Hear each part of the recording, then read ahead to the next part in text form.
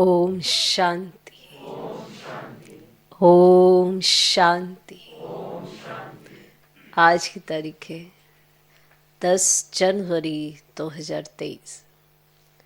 साकार महावाक्य। बाबा कहते, मीठे बच्चे, तुम्हारा ये मरजीवा जन्म है। तुम्हारा ये मरजीवा जन्म है। तुम ईश्वर बाप से वर्षा ले रहे हो। तुम ईश्वर बाप से वर्षा ले रहे हो। तुम्हें बहुत बड़ी लॉटरी मिली है।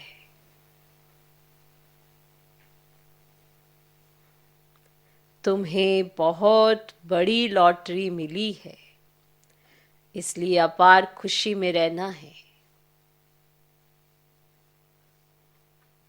बाबा कहते, मीठे बच्चे, तुम्हारा यह मरजीवा जन्म है।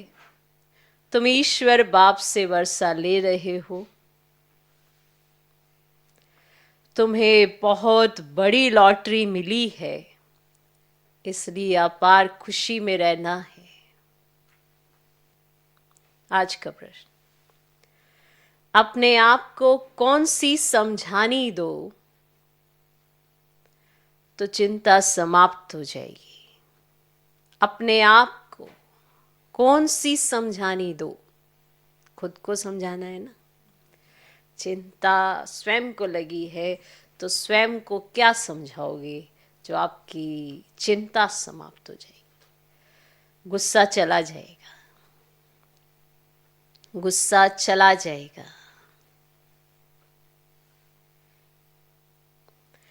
अपने आप को कौन सी समझानी दो तो चिंता समाप्त हो जाएगी। गुस्सा चला जाएगा। गुस्सा आता भी है, एक दूसरे से बात करने का तरीका भी सही नहीं है, लून पानी हो जाते हैं, क्योंकि वो जो पुराने भाव स्वभाव है ना, संस्कार हैं, वो आज प्रेजेंट में तंग करते हैं। पास्ट अपने साथ चल रहा है, वर्तमान उसी के स्वरूप हमने वैसा नहीं बनाया है। गुस्सा आता है, आता नहीं। आपस में लून पानी होते रहते हैं। लून पानी शब्द क्या है? एक की बात पसंद नहीं आई, रिएक्ट किया। रिएक्शन जो देते हैं ना, नमक से बड़ी जल्दी रिएक्शन होता है, तो रिएक्शन देना, रिएक्ट करना, वो चला। क्या हम समझें, क्या अपने आप को समझाएं जिससे हम अपनी चिंता खत्म कर दें और गुस्सा मेरा चला जाए। हम क्या अपने को समझानी दें जो हमारी चिंता समाप्त हो जाए और गुस्सा चला जाएगा। उत्तर, हम ईश्वर की संतान हैं। ब्राह्मण हो ना, जो ब्राह्मण में आपस में नहीं बनती, हाँ, आपस में लून पानी होते हैं, एक दूसरे के स्वभाव टकराते हैं। बाहर में क्या करते हो समझ लेते हो, परवश है, उनको थोड़ा पता है हमें ज्ञान मिला हुआ है। अंदर खाते में समझ लेते हो इसको भी तो ज्ञान मिला हुआ है, ये क्यों नहीं समझ रहा, इसको समझना चाहिए। बाहर में निभा लेते हो और ब्राह्मण में फंसा लेते हो खुद को, क्योंकि भूल जाते हो हमें तो बाप समान मीठा बनना है। हम ईश्वर की संतान हैं, हमें तो बाप समान मीठा बनना है। ईश्वर की संतान है ना। ईश्वर कैसा है? मीठा है। मीठा है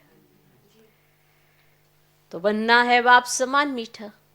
जैसे बाबा मीठे रूप से समझानी देते, गुस्सा नहीं करते। जैसे बाबा मीठे रूप से समझानी देते, गुस्सा नहीं करते, ऐसे हमें भी आपस में मीठा रहना है। संगठन है ना, कुछ तो ऊपर नीचे होगा। आप किसी को कुछ कहेंगे वो भूल जाएगा, आप फिर कुछ कहेंगे फिर भूल जाएगा, चलता रहेगा। फिर आपको गुस्सा आएगा कि मेरी बात नहीं माना, मैं बना गया। बहुत तंग करता है ये, कोई छोटा मोटा किस्सा नहीं है ये, बहुत तंग करता है। जब हर समय याद रहता है मुझे बनना किसके जैसा है, तो हर संकल्प में, हर कर्म में, हर बोल में एक बार जरूर वेरिफिकेशन हो जाती है, बाबा जैसा तो नहीं है ये चीज़। कैसा लगेगा बाबा को ऐसे देखते हो मुझे। चलो हम सूक्ष्म में, स्थूल में जब भी कुछ ऐसी एक्टिविटी करते हैं तो एक भय जो होना चाहिए ना, वो भय क्या होता है, जो बच्चे हैं उनको भय ये होना चाहिए मेरे माँ बाप को कैसा लगेगा, तब बचे रहते हैं। तब चाहे सूक्ष्म हो चाहे स्थूल बात हो, कैसा लगेगा मेरे माँ बाप को, वो तो इतने मीठे, वो तो इतने अच्छे, मैं कैसा। तो जैसे बाबा मीठे रूप से समझा नहीं देते, गुस्सा नहीं करते, कितना समझाया होगा सोचो। जब माँ बाप समझाने पे आते कितना समझाते, कितने प्यार से समझाते, हर तरीके से समझाते, लेकिन जब बच्चे बच्चे आपस में एक दूसरे को समझाने देते, बस एक दो, बस बहुत बार हो गया, एक बार समझाया था ना इसको, इसको ऐसे नहीं करना चाहिए। इतनी फ्रस्ट्रेशन, इतना गुस्सा। जैसे बाबा मीठे रूप से समझा नहीं देते, गुस्सा नहीं करते, ऐसे हमें भी आपस में मीठा रहना, ऐसे हमें भी आपस में मीठा रहना, लून पानी नहीं होना है। लून पानी माना लड़ना नहीं है, आपस में द्वेष नहीं रखना है, आपस में कहीं ऐसे कहते हैं जाओ मुझे तो तुमसे बातें नहीं करनी है, मुझे तुमसे कोई लेना देना नहीं, ये तो बाबा ने कभी सिखाया ही नहीं। तो ये कौन सा एटीट्यूड है, ये कौन सी एक्टिविटी है। पर हमारा विचार नहीं चलेगा क्योंकि हम हैं ही ऐसे, बाबा जैसे तो हो नहीं रहे। बाबा मीठा, हम लून पानी, मैच नहीं कर रहा है, क्या करें। फिर कैसे कहेंगे कि हम ईश्वरीय संतान हैं। लून पानी नहीं होना है, क्योंकि जानते हैं जो सेकंड पास हुआ वह ड्रामा में पार्ट था। चिंता किस बात की करें, क्योंकि जानते हैं जो सेकंड पास हुआ वह ड्रामा में पार्ट था। चिंता किस बात की करें, ऐसे ऐसे अपने आप को समझाओ तो चिंता खत्म हो जाएगी। ऐसे ऐसे अपने आप को समझाओ तो चिंता खत्म हो जाएगी, गुस्सा भाग जाएगा। समझाना पड़ेगा खुद को, बिना समझे बिना समझाए कोई बदलता नहीं। अगर आपने समझना है तो ही जो समझानी आ रही है वो अंदर जाएगी तो परिवर्तन होगा। कहते भगवान भी उतर आए, ये बदल नहीं सकते। उसका कारण, चाहे भगवान कितना समझाए, अगर सामने वाला ना समझना चाहे तो कुछ नहीं हो सकता। इसीलिए नहीं कोई समझेगा कि भगवान है सामने, फिर तो इतनी बड़ी महाभारत की लड़ाई नहीं होती। वो समझना चाहे तो भगवान का मूल्य आता है ना। इसीलिए हर एक आत्माएं स्वयं समझना चाहेंगी, तब आप बदलेंगे। आप बदलना चाहते हैं, ये संकल्प पहले अपने आप को समझें। मैं बदलना चाहता हूं, क्योंकि मैं बदलना चाहता हूं, तो भगवान कुछ भी समझाएगा आपके अंदर जाएगा और आप में बदलाव जरूर आएगा। अगर आप नहीं समझना चाहते, फिर भले कितना भी कोई समझाए, आप नहीं समझ सकते। चाहे वो कोई भी रूप आ जाए, नहीं समझ सकते। आपको समझना, अब आप इतनी करोड़ों में से कुछ चुनिंदा आत्माएं हैं जो बाबा के बच्चे बने, समझाया तो पता नहीं बहुतों को होगा, लेकिन जो समझना चाहती हैं, जो अपने जीवन में बदलाव लाना चाहती हैं, जिन्हें मालूम है कि मेरा ये लास्ट का अंतिम जन्म परमात्मा के लिए है, तो उनके जीवन में परिवर्तन आता है, वो बनते हैं बाप समान। ठीक है, तो अपने आप को समझाओ तो चिंता खत्म हो जाएगी। अपने आप को समझाना है, कि मुझे करना क्या है, फिर गुस्सा भाग जाएगा। समझाओ खुद को, हर चीज में स्वयं को ही समझाना होता है। अब हमने कहा आप साइलेंस में रहिए, हमने कह दिया, आपने मान लिया। जब तक आपको नहीं लगा कि ये जरूरत है, क्यों मानोगे? ऐसे नहीं कि हमने कह दिया अब आपने मान लिया, नहीं, आपको भी लगा कि हाँ ये जरूरी है तो मुझे करना है, तो आपने दिल से उसकी स्वीकृति दी, तो आपके लिए सहज हो गया। भले 1-2 घंटे आपको मुश्किल लगा होगा, ऐसे हुआ होगा, लेकिन उसके बाद फिर धीरे धीरे क्या हो गया होगा, सहज हो गया होगा। अब ये 3 दिन के अंदर 4थे दिन बोलना मुश्किल हो जाएगा। क्यों? क्योंकि अभ्यास हर चीज का आपको बेनिफिट ही देगा। तो जब आप अपने आप को अच्छे से समझाना सीख जाएंगे तो आपकी चिंता खत्म हो जाएगी, गुस्सा भाग जाएगा। ये हम समझाते नहीं है। जब हम किसी के साथ गलत व्यवहार करते हैं ना, तो हमने अपने आप को नहीं समझाया तूने गलत किया, नहीं ये इसके लिए जरूरी था। अगर आपने ऐसा समझा दिया अपने आप को तो आप बार बार वही गलती करेंगे। मौका जरूर मिलता है कि आप अंदर जाएं, झांके, क्या आपने जो सीन किया वो सही था, आपने अपने आप को क्या समझाया, क्या सही था। अगर आपने मान लिया ये सही था, मेरा इस तरह से लून पानी होना सही है, तो फिर आप वही करेंगे। और अगर आप चिंता खत्म करना चाहते हैं, इसमें आप अपने आप को क्या समझाते हैं इस पर निर्भर करता है आपने अपने आप को क्या समझाया है। समझे या नहीं समझे? इसलिए पूछा जाता समझे, क्योंकि आप समझना चाहेंगे तो ही समझेंगे ना। तो आप समझाने को समझाने के रूप में लेंगे, अपने अंदर दोहराएंगे, तो आपकी चिंता खत्म हो जाएगी, आपका गुस्सा भाग जाएगा। फिर आपको क्यों घड़ी घड़ी गुस्सा आएगा? ऐसा नहीं होता कि कल भी गुस्सा, आज भी गुस्सा। अगर आपने समझा कि कल जो मैंने गुस्सा किया वो सही नहीं था, अच्छा नहीं था, वो नहीं करना चाहिए था, तो अगली सुबह आप वापस रिपीट करेंगे क्या वो सीन? नहीं। अगर आपने समझा नहीं वो सही था जो मैंने किया, तो आप आज भी रिपीट करेंगे, कल भी रिपीट करेंगे, परसों भी रिपीट करेंगे। अगर आपने एक बार ऐसी एक्ट की और समझानी अपने को दी कि ये सही नहीं है, तो आप उस एक्ट को दोबारा करेंगे?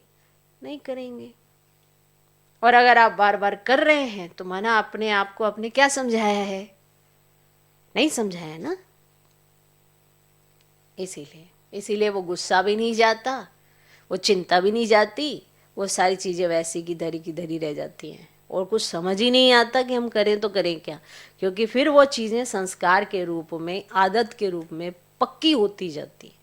फिर हम भूल जाते हैं हमें रहना कैसे है। हम ये भूल जाते हैं कि हम ईश्वरीय संतान हैं, हमारा बाबा कैसा है, और अगर बाबा ऐसा है तो हम कैसे होने चाहिए, उनके जैसे दिखने चाहिए। लेकिन नहीं मिल पाता, क्योंकि हम अपने आप को कुछ और ही समझा लेते हैं। इसलिए चिंता भी नहीं जाती, गुस्सा भी नहीं जाता, क्योंकि वो समझानी तो हमने अपने आप को दी ही नहीं कि मुझे तो बाप समान बनना है, बाबा जैसा बनना है। ओके, आप रोज पढ़ते हो, मुरली सुनते हो, किस लिए सुन रहे हो, किस लिए पढ़ रहे हो गया ना 7 days कोर्स, बंद करो। क्योंकि बनना है अभी, इसीलिए पढ़ रहे हो, इसीलिए सुन रहे हो, इसीलिए उसको धारण करते हो। कुछ ऊपर नीचे होता है, रियलाइज करते हो, फिर उसके बाद चेंज करते हो। बहुत सारे ऐसे पॉइंट्स हैं जिनको धारण करते हो, तब जाके लास्ट में सर्वगुण संपन्न 16 कला संपूर्ण बनते हो। ओके, तो अपने आप को कौन सी समझानी दो? ये लाइन बड़ी अच्छी है कि हम दूसरों को तो समझानी देते हैं, अपने आप को कौन सी समझानी दो, तो चिंता समाप्त हो जाएगी, गुस्सा चला जाएगा। उत्तर, हम ईश्वर की संतान हैं, हमें तो बाप समान मीठा बनना है। जैसे बाबा मीठे रूप से समझानी देते, गुस्सा नहीं करते, ऐसे हमें भी आपस में मीठा रहना है। एक दो के साथ जो संगठन में आपस में रहते हो, चाहे कहीं पर भी रहते हो, तो आपस में मीठा रहना है। मीठा रहने का अर्थ है कि आपके अंदर वो द्वेष, वो घृणा, वो गुस्सा, वो फ्रस्ट्रेशन, ये सब आपके व्यवहार में नहीं होने चाहिए। लून पानी नहीं होना है, क्योंकि जानते हैं जो सेकंड पास हुआ वह ड्रामा में पार्ट था। चिंता किस बात की करें, ऐसे ऐसे अपने आप को समझाओ तो चिंता खत्म हो जाएगी, गुस्सा भाग जाएगा। आज का गीत है यही बहार है, गीत है यही बहार है। किस बात की? समय की डिमांड होती है कि ये इसी समय, जैसे बीज भी बोना किस समय, फल भी किस समय निर्धारित होता है ना, तो ये संगम युग के समय यही बहार है। ओम शांति। यह है ईश्वरीय संतान की खुशियों का गायन। ये ईश्वरीय संतान की खुशियों का गायन है। तुम इतना खुशी का गायन सत्युग में भी नहीं कर सकेंगे। अभी तुमको खजाना मिल रहा है, यह है बड़े से बड़ी लॉटरी। जब लॉटरी मिलती है तो खुशी होती है। तुम फिर इस लॉटरी से जन्म जन्मांतर स्वर्ग में सुख भोगते रहते हो। यह है तुम्हारा मरजीवा जन्म। जो जीते जी मरते नहीं, उनका मरजीवा जन्म नहीं कहेंगे। तुम्हारा मरजीवा जन्म है ना, ऐसे नहीं कि सभी का मरजीवा जन्म है। जो जीते जी मरते नहीं, उनका मरजीवा जन्म नहीं कहेंगे। उनको तो खुशी का पारा भी चढ़ नहीं सकता।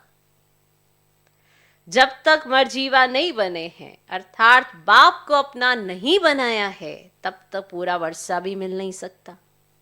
बाप को अपना बनाना, बाबा के तो सभी बच्चे हैं, पर बच्चों ने बाबा को अपना कितना बनाया है, तब तक पूरा वर्षा भी मिल नहीं सकता। जो बाप के बनते हैं, जो बाप को याद करते हैं, उनको बाप भी याद करते हैं। जो बाप के बनते हैं, जो बाप को याद करते हैं, उनको बाप भी याद करते हैं। तुम हो ईश्वरीय संतान।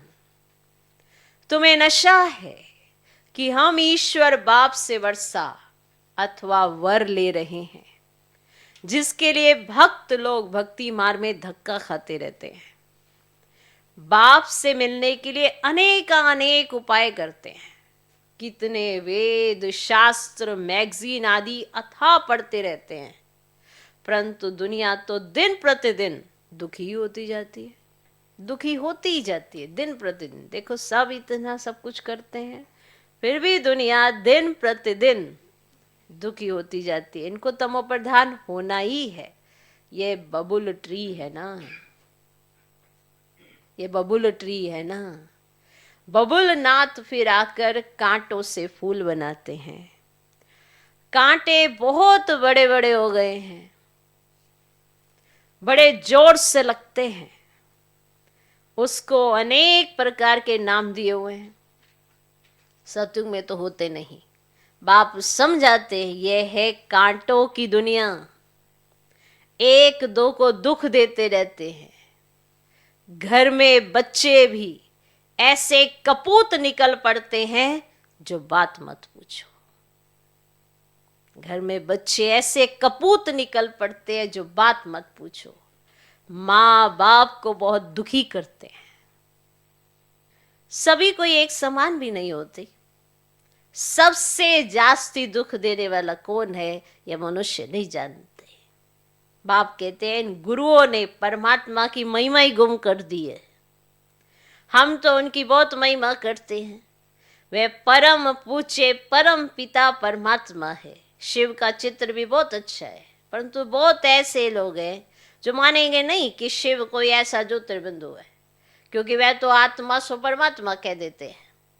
आत्मा अति सूक्ष्म है जो भृगुटी के बीच में बैठी है, फिर परमात्मा इतना बड़ा आकार वाला कैसे हो सकता है। बहुत विद्वान आचार्य लोग बीके पर हंसी उड़ाते हैं कि परमात्मा का ऐसा रूप तो हो ही नहीं सकता। अब तो अखंड ज्योतिर्मय तत्व हजारों सूर्यों से भी तेजों में ऐसा समझते हैं। वास्तव में ये रोंग है। इनकी राइट महिमा तो बाप खुद ही बताते हैं। वह मनुष्य सृष्टि का बीज रूप है। यह सृष्टि एक उल्टा झाड़ है। सतयुग त्रेता में उनको कोई याद ही नहीं करते। अब मनुष्य को जब दुख होता है तब तो उनको याद करते हैं, हे भगवान, हे परम पिता परमात्मा रहम करो। सतयुग त्रेता में तो कोई रहम मांगने वाला होता ही नहीं। और वह है बाप रचयिता की नहीं रचना। तो इस बाप की महिमा ही अपरम अपार है। ज्ञान का सागर पतित पावन है। ज्ञान का सागर है तो जरूर ज्ञान दिया होगा। वह सत्य चित्त आनंद स्वरूप है, चैतन्य है। अब ज्ञान तो चैतन्य आत्मा ही धारण करती है। समझो, हम शरीर छोड़ जाते हैं तो आत्मा में ज्ञान के संस्कार तो है ही है। बच्चा बनेंगे तो भी वह संस्कार होंगे, परंतु ऑर्गेन्स छोटे हैं तो बोल नहीं सकते। ऑर्गेन्स बड़े होते हैं तो याद कराया जाता है तो स्मृति में आ जाता है। छोटे बच्चे भी शास्त्र आदि कंठ कर लेते हैं। अब यह सभी अगले जन्म के संस्कार हैं। अब बाप हमको अपना ज्ञान का वर्षा देते हैं। सारे सृष्टि का ज्ञान इनके पास है क्योंकि बीज रूप है। हम अपने को बीज रूप नहीं कहेंगे। अब बीज में जरूर झाड़ के आदि मध्य अंत का ज्ञान होगा ना। तो बाप खुद कहते हैं मैं हूं सृष्टि का बीज रूप। तो इस झाड़ का बीज ऊपर है। वह बाप सत चित आनंद स्वरूप ज्ञान का सागर है और सृष्टि के आदि मध्य अंत का भी उसमें ज्ञान होगा। तो नहीं तो और क्या होगा? तो क्या शास्त्रों का ज्ञान होगा? है ना, वह तो बहुतों में है। और परमात्मा की तो जरूर कोई नई बात होगी ना, जो कोई भी विद्वान आदि नहीं जानते। कोई से भी पूछो, इस सृष्टि रूपी झाड़ की उत्पत्ति, पालना, संहार कैसे होता है और इनकी आयु कितनी है, तो ये कैसे वृद्धि को पाता है, बिल्कुल कोई नहीं समझा सकते। एक गीता ही है सर्वशास्त्रमयी शिरोमणि, बाकी तो सब है उनके बाल बच्चे। जबकि गीता पढ़ने से भी कुछ नहीं समझते तो बाकी शास्त्र पढ़ने से फायदा ही क्या? वर्षा तो फिर भी गीता से मिलना है ना। तो अब बाप सारे ड्रामा का राज समझाते हैं। तो बाप पत्थर बुद्धि से पारस बुद्धि बनाए, पारसनाथ बनाते। अब तो सब पत्थर बुद्धि पत्थरनाथ है। क्या है? पत्थरनाथ है ना। परंतु वे अपने को बड़े बड़े टाइटल्स देकर अपने को पारस बुद्धि समझ बैठे हैं। तो बाप समझाते मेरी महिमा सबसे न्यारी है। मैं ज्ञान का सागर, आनंद का सागर, सुख का सागर हूं। ऐसी महिमा तुम देवताओं की नहीं कर सकते। तो भक्त लोग देवताओं के आगे जाकर कहेंगे आप सर्वगुण संपन्न, 16 कला संपूर्ण, ऐसे गाएंगे। तो बाप की तो एक ही महिमा है, वह भी हम जानते हैं। अभी हम मंदिर में जाएंगे तो बुद्धि में पूरा ज्ञान है कि इन्होंने तो पूरे 84 जन्म लिए होंगे। तो अभी अपने को कितनी खुशी है? अभी अपने को कितनी खुशी है। आगे थोड़ी ये ख्याल आता था, अभी समझते हैं हमको ऐसा बनना है। बुद्धि में बहुत परिवर्तन आ जाता है। तो बाप बच्चों को समझाते हैं आपस में बहुत मीठे बनो। समझाते हैं कि नहीं समझाते हैं? आपस में क्या करो? मीठे बनो। ऐसे नहीं मुझे तुमसे क्या लेना, मुझे तुमसे क्या लेना, तो फिर तो तुम लास्ट में तुम कर मुझे तुमसे क्या लेना, ऐसे खड़े हो जाना। बाप भी कहेगा मुझे तुमसे क्या लेना। नहीं, ठीक है, ऐसे चलेगा। एक निकाला, दूसरा निकाला, तीसरा निकाला, चौथा निकाला, ऐसे निकाल निकाल के तुम ऐसे खड़े हो जाना। ऐसे हमने देखा बहुतों को। एक अच्छा नहीं लगा, किनारा, दूसरा अच्छा नहीं लगा, किनारा, तीसरा अच्छा नहीं, किनारा। अरे अपने आप से पूछो मुझे कोई क्यों नहीं अच्छा लग रहा। पूछते तुम्हें क्यों नहीं अच्छा लगता? अरे उसको तो सब पसंद कर लेंगे। तुम अपने आप से पूछो तुमको क्यों नहीं पसंद कर रहे।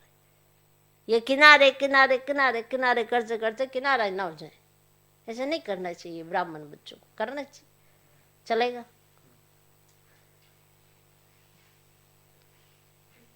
चलेगा? नहीं नहीं चलेगा। माला ऐसे थोड़ा बन जाती है। एक मोती दूसरे मोती के साथ होता है। आपको संगठन में क्यों रखा है? रहते ना एक कमरे के अंदर एक अकेले रह रहते। दुनिया में ऐसे बहुत रहते हैं। जब उनको व्यवहार होता है किसी से 2-4 मिनट काम करते हैं, बाकी वो अकेले ही रहते हैं। आजकल तो वर्क फ्रॉम होम है, अकेले ही है सब कुछ। फिर भी किसी से काम कराना हो तो किसी कोई तो चाहिए, बात करने का तरीका तो करोगे ही।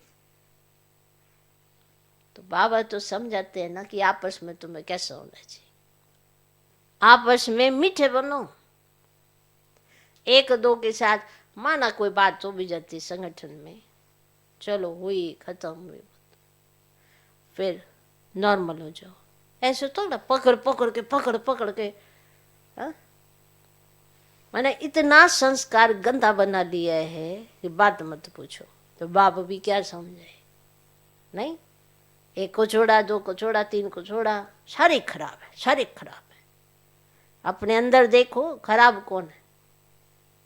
फलों की टोकरी देखी है, एप्पल होता है ना, एक एप्पल सबको खराब कर सकता है, एक खराब एप्पल बीच में होगा तो वो सारे अच्छे एप्पल को खराब। ऐसे उदाहरण पहले भी देते थे, सारे एप्पल बड़े अच्छे बड़े सुंदर दिख रहे, 4 दिन छोड़ दो उसके अंदर एक खराब एप्पल को, वो सारे एप्पल खराब कर देगा। वो जो सारे अच्छे थे वो उस खराब एप्पल को ठीक ही नहीं कर पा रहे, कर सकते, फिर उसको अलग करना पड़ता है। ये ले तो इधर रहे, तो जो सारा खराब कर दिए। तो ये जो रावण है ना, जिसको आपने पकड़ के बीच में सबके अंदर रखा हुआ है, उसको अलग करो, खुद को नहीं। खुद तो भगवान के बच्चे हो, पर नहीं, समझना ही नहीं है कि किस चीज को निकालना है, किस चीज को डालना है, किसको बचाना है, कहाँ पे रखना है। इसलिए बाबा बार बार समझाते हैं कि आपस में बहुत मीठे बनो, लून पानी मत बनो। बाबा कभी भी किसको गुस्सा करते हैं क्या? करते हैं क्या? हाँ, करते हो तो तुम यहाँ होते क्या? बाबा तो प्यार करते, सब बाबा की तरफ खींचे चले आते। बाबा तो नहीं करते गुस्सा। तो सोचो कहाँ है बाप समान? बनना है कि नहीं बनना है? बाबा कभी भी किससे गुस्सा करता है क्या? बड़े मीठे रूप से समझाने देते हैं। एक सेकंड पास हुआ कहेंगे यह भी ड्रामा में पार्ट था, इसकी चिंता क्या करनी है। ऐसे ऐसे अपने को समझाना है, अपने को समझो। तुम ईश्वरीय संतान कम थोड़े ही हो। ये तो समझ सकते हो ना कि ईश्वरीय संतान जरूर ईश्वर के पास रहते होंगे। ईश्वरीय संतान ईश्वर के पास रहते होंगे। ईश्वर निराकार है तो उनकी संतान भी निराकार है। वही संतान यहाँ चोला लेकर पाठ बजाती है। स्वर्ग में मनुष्य देवी देवता धर्म के अगर सबका बैठ हिसाब निकालें, सबका, तो कितना माथा मारना पड़े। परंतु समझ सकते हैं कि नंबरवार समय अनुसार थोड़े थोड़े जन्म मिलते होंगे, ये समझ में आ जाता है। आगे तो समझते थे मनुष्य कुत्ता बिल्ली बनते हैं, अभी तो बुद्धि में रात दिन का फर्क आ गया है। ये सब है धारणा करने की बातें। नट शेल में समझाते हैं कि अब 84 का चक्र पूरा होता है, अभी इस छीछी शरीर को छोड़ना है। यह सब का पुराना जड़ जड़ी भूत तमो प्रधान शरीर है, इससे ममत्व मिटा देना है। पुराने शरीर को याद क्या करें, अब तो अपने नए शरीर को याद करेंगे जो मिलना है सतयुग में। वाया मुक्ति धाम होकर सतयुग में आएंगे। हम जीवन मुक्ति में जाते हैं और सब मुक्ति धाम में चले जाते हैं। इसको जय जयकार कहा जाता है। हाहाकार के बाद जय जयकार होना है। इतने सब मरेंगे, कोई तो निमित्त कारण बनेगा। नेचुरल कैलेमिटीज होंगी, सिर्फ सागर थोड़े ही सभी खंडों को खलास करेगा। सब कुछ खलास तो होना ही है। बाकी भारत अविनाशी खंड रह जाते हैं, क्योंकि यह है शिव बाबा का बर्थ प्लेस। तो यह हो गया सबसे बड़ा तीर्थ स्थान। तो बाबा सबकी सदगति करते, ये कोई मनुष्य नहीं जानते। उनको ना जानना भी ड्रामा में नूंद है। तब तो बाप कहते, हे बच्चे तुम कुछ नहीं जानते थे, मैं ही तुमको रचता और रचना अथवा मनुष्य सृष्टि के आदि मध्य अंत का सारा भेद समझाता हूं। जिसको ऋषि मुनि भी बेअंत बेअंत कहकर गए हैं। अब यह थोड़े समझते कि सारी दुनिया के 5 विकार बड़े भारी दुश्मन हैं। तो जिस रावण को भारतवासी वर्ष वर्ष जलाते ही आते हैं, उसको जानते कोई नहीं, क्योंकि ना वह ना जिस्मानी है ना रूहानी है। तो विकारों का तो कोई रूप ही नहीं है कोई रूप है? मान लो जो क्रोध करता है वो उसका रूप अलग सा हो जाए, है कोई विकारों का रूप? मनुष्य एक्ट में आता है तब पता पड़ता है कि इनमें काम का क्रोध का भूत आया है। जब वो एक्ट में आता है, एक्टिविटी से तो पता चलता है कि आपके अंदर कौन सा भूत आया है, वरना भूत आया नहीं आया कैसे पता पड़ेगा कोई की? क्योंकि उसका तो कोई भूतों का तो कोई रूप ही नहीं है ना। लेकिन जब मनुष्य एक्ट में आता है, जब उसकी एक्टिविटी देखी जाती है, तो पता चलता है कि इस पर काम का भूत, क्रोध का भूत सवार है। इस विकार की स्टेज में भी उत्तम, मध्यम, कनिष्ठ होते हैं। कोई में काम का नशा एकदम तमो प्रधान हो जाता है, कोई को रजो नशा, कोई को सतो नशा रहता है, कोई तो बाल ब्रह्मचारी भी रहते हैं। समझते हैं यह भी एक झंझट है संभालना। सबसे अच्छा उनको कहेंगे। सन्यासियों में भी बाल ब्रह्मचारी अच्छे गिने जाते हैं, गवर्नमेंट के लिए भी अच्छा है। बच्चों की वृद्धि नहीं होगी, पवित्रता की ताकत मिलती है। अब यह हुई गुप्त। अब सन्यासी भी पवित्र रहते हैं, छोटे बच्चे भी पवित्र रहते हैं, वानप्रस्थी भी पवित्र रहते हैं। तो पवित्रता का बल मिलता ही आता है। उनों का भी कायदा चला आता है कि बच्चे को इतनी आयु तक पवित्र रहना है, तो वह भी बल मिलता है। अब वह तो हो सतो प्रधान पवित्र और तुम हो सतो प्रधान पवित्र। अब यह अंतिम जन्म तुम बाप से प्रतिज्ञा करते हो, तुम सत्यों की स्थापना करने वाले हो। जो करेगा सो पवित्र दुनिया का मालिक बनेगा, नंबरवार पुरुषार्थ अनुसार। अब यह है ईश्वरीय कुटुंब। ईश्वर के साथ हम रहते हैं कल्प में एक बार। बहुत बड़ी बात है। कल्प में एक बार आप ईश्वर के साथ रहते हो, बाकी पूरे कल्प आप मनुष्य आत्माओं के साथ ही रहेंगे। एक बार मौका मिलता है ईश्वर के साथ रहने का। बस फिर दैवी घराने में तो बहुत जन्म रहेंगे। यह एक जन्म ही दुर्लभ है। यह ईश्वरीय कुल है, उत्तम ते उत्तम। ब्राह्मण कुल सबसे ऊंची चोटी है। नीच ते नीच कुल से हम ब्राह्मण ऊंच कुल में हो गए। शिव बाबा जब ब्रह्मा को रचे तब तो ब्राह्मण रचे। कितनी खुशी रहती है जो बाबा की सर्विस में रहते हैं। हम ईश्वर की औलाद बने हैं और ईश्वर की श्रीमत पर चलते हैं। जो ईश्वर की श्रीमत पर चलता है वो ईश्वरीय औलाद। तो उन्हें चिंता करने की कोई जरूरत नहीं होती है। अपनी चलन से उनका नाम बाला करते हैं।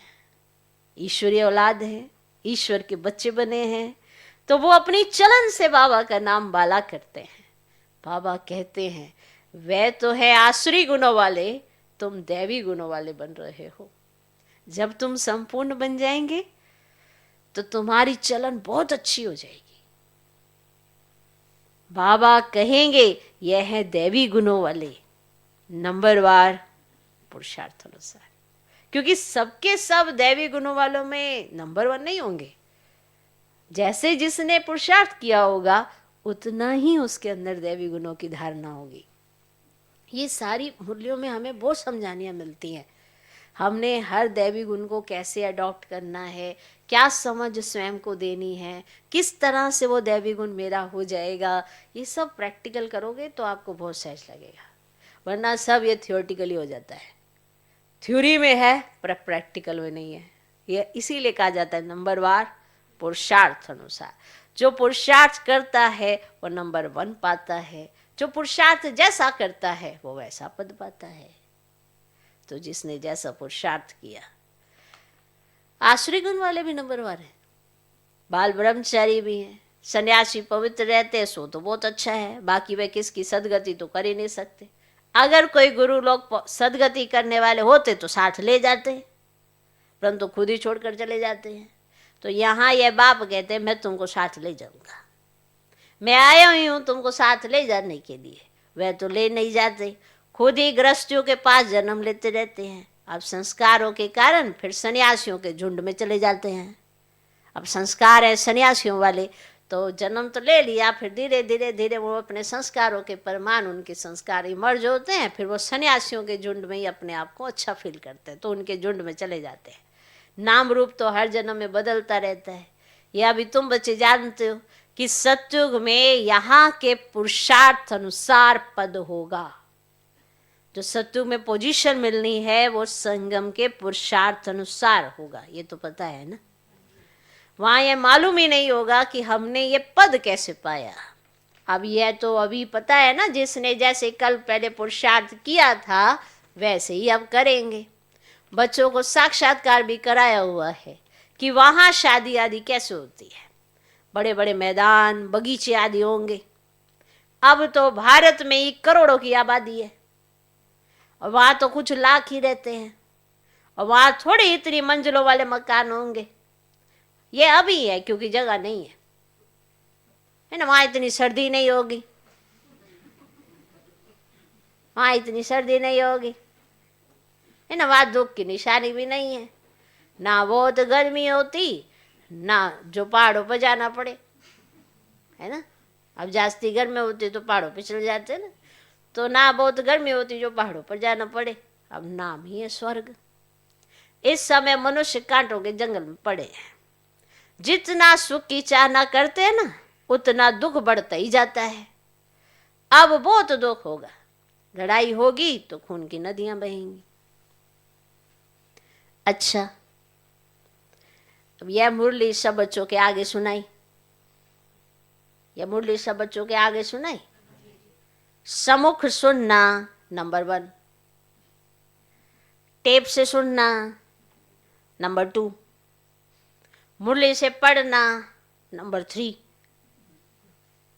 सतो प्रधान सतो रजो, तमो तो नहीं कहेंगे ना, तो मैंने हर बात में सतो प्रधान रजो प्रधान ऐसे होता, तो बाबा बता रहे ये मुरली ऐसे सम्मुख सुनाई है नंबर 1, आप टेप से सुनोगे तो नंबर 2, हाथ में ऐसे पढ़ोगे तो नंबर 3, है ना। सतो प्रधान सतो और रजो, तमो नहीं, तमो तो नहीं कहेंगे ना। टेप भी हूबहू आती है, टेप में हूबहू आती है ना, फिर भी सम्मुख का तो टेस्ट अलग होता है ना, नहीं, सम्मुख का टेस्ट अलग होता है अलग टेस्ट। तो यह मुरली सब बच्चों के आगे सुनाई। सुनना सम्मुख सुनना नंबर 1, टेप से सुनना नंबर 2, मुरली से सुनना नंबर 1, मुरली से पढ़ना नंबर 3, सतो प्रधान सतो और रजो, तमो तो कहेंगे नहीं, टेप में हूबहू आती है। अच्छा, बाप दादा और मीठी माँ का सिकिलधे बच्चों को याद प्यार और गुड मॉर्निंग। रूहानी बाप की रूहानी बच्चों को नमस्ते। हम रूहानी बच्चों की भी रूहानी बाप को नमस्ते नमस्ते नमस्ते, good morning good morning good morning. क्योंकि जो फिक्र होती है वो माँ बाप को बच्चों की बहुत होती है। कोई ये कहे नहीं है, क्योंकि माँ बाप ने समझाया, बच्चों ने समझा, जीवन का परिवर्तन किया, तो वो एग्जाम्पल बनते हैं। अगर नहीं समझा माँ बाप के समझाने को कुछ, तो फिर कुछ नहीं बन पाते हैं। इसीलिए समझने की कोशिश करें। चारों तरफ बहुत तमो प्रधानता है। आपको ये याद रखना है कि आप ईश्वरीय संतान हो। आपकी एक्टिविटी उन असुरों जैसी नहीं होनी चाहिए जो बाहरी दुनिया में आप देखते हैं। आपकी एक्टिविटी ईश्वर समान होनी चाहिए। अगर आप समझते हैं कि मैं ईश्वर के समीप रहूं, ईश्वर मेरे समीप रहे, इसलिए बाबा ने कहा जो बच्चे मुझे याद करते हैं मैं उन्हें याद करता हूं। ठीक। धारणा के लिए मुख्य सार पहला पॉइंट, अपनी चलन व दैवी गुणों से बाप का नाम बाला करना है। अपनी चलन व दैवी गुणों से बाप का नाम बाला करना है। आसुरी अवगुण निकाल देने हैं। आसुरी अवगुण निकाल देने हैं। आसुरी अवगुण निकाल देने हैं। दूसरा पॉइंट, इस पुराने जर्जरी भूत शरीर में ममत्व नहीं रखना है। इस पुराने जर्जरी भूत शरीर में ममत्व नहीं रखना है। नए सत्युगी शरीर को याद करना है। नए सत्युगी शरीर को याद करना है। पवित्रता की गुप्त मदद करनी है। पवित्रता की गुप्त मदद करनी है। आज का वरदान, रूहानियत की शक्ति द्वारा दूर रहने वाली आत्माओं को समीपता का अनुभव कराने वाले मास्टर सर्वशक्तिमान भव। रूहानियत की शक्ति द्वारा दूर रहने वाली आत्माओं को समीपता का अनुभव कराने वाले मास्टर सर्वशक्तिमान भव। जैसे साइंस के साधनों द्वारा दूर की हर वस्तु समीप अनुभव होती है, ऐसे दिव्य बुद्धि द्वारा दूर की वस्तु समीप अनुभव कर सकते हो। जैसे साथ रहने वाली आत्माओं को स्पष्ट देखते, बोलते, सहयोग देते और लेते हो, ऐसे रूहानियत की शक्ति द्वारा दूर रहने वाली आत्माओं को समीपता का अनुभव करा सकते हो। सिर्फ इसके लिए मास्टर सर्वशक्तिमान संपन्न और संपूर्ण स्थिति में स्थित रहो और संकल्प शक्ति को स्वच्छ बनाओ। आज का स्लोगन, अपने हर संकल्प, बोल और कर्म द्वारा औरों को प्रेरणा देने वाले ही प्रेरणा मूर्त हैं। अपने हर संकल्प, बोल और कर्म द्वारा औरों को प्रेरणा देने वाले ही प्रेरणा मूर्त हैं। जैसे प्रेरणा किससे मिलती है? आपके सम्मुख, माना आपके समीप, आपके संबंध संपर्क में बहुत सी आत्माएं होती हैं जो ये देखती हैं कि आप क्या करते हो। नेगेटिविटी तो बहुत जल्दी आज के समय में कैच कर रहे हैं, लेकिन पॉजिटिविटी की जो प्रेरणा है, जो ईश्वरीय संतान दे सकती है कि आपके संकल्प कैसे हैं, आपके बोल कैसे हैं, आप कर्मों के द्वारा शो करके दिखा सकते हो। तो आपके संकल्प और बोल से जो दूसरों को प्रेरणा देती है, तो प्रेरणा मूर्त तो वही होते हैं जिसको देखकर हर कोई कहे कि ऐसा भी बन सकते हैं, क्योंकि ये बन रहे हैं। इनके संकल्प ऐसे हैं, इनके संकल्पों में कितनी शुद्धता है, इनके बोलों में कितनी मिठास है। तो अगर ये कर सकते हैं तो हम भी कर सकते हैं, क्योंकि ये भी तो मनुष्य हैं, हम भी कर सकते हैं। तो इस तरह की प्रेरणा जो श्रेष्ठ कर्मों के द्वारा, श्रेष्ठ बोलों के द्वारा, श्रेष्ठ संकल्पों के द्वारा आप जब दूसरों को देते हो, तो ही आप प्रेरणा मूर्त कहलाते हो। ओम शांति।